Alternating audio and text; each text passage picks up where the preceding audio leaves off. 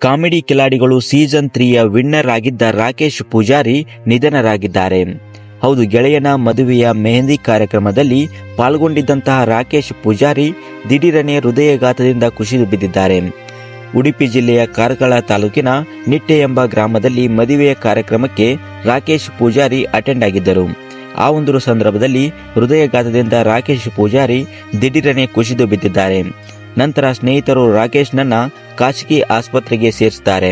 ಅಲ್ಲಿ ಚಿಕಿತ್ಸೆ ಫಲಕಾರಿಯಾಗದೆ ರಾಕೇಶ್ ಪೂಜಾರಿ ತಮ್ಮ ಕೊನೆ ಉಸಿರು ಎಳೆದಿದ್ದಾರೆ.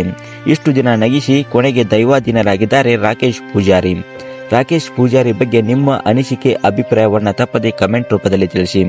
ಇನ್ನಷ್ಟು ವಿಡಿಯೋಗಳಿಗಾಗಿ ನಮ್ಮ ಚಾನಲ್ ಅನ್ನು ಸಬ್ಸ್ಕ್ರೈಬ್ ಮಾಡಿ ಮತ್ತು ಪಕ್ಕದಲ್ಲಿ ಕಾಣುವ ಬೆಲ್ ಐಕನ್ ತಪ್ಪದೆ ಕ್ಲಿಕ್ ಮಾಡಿ.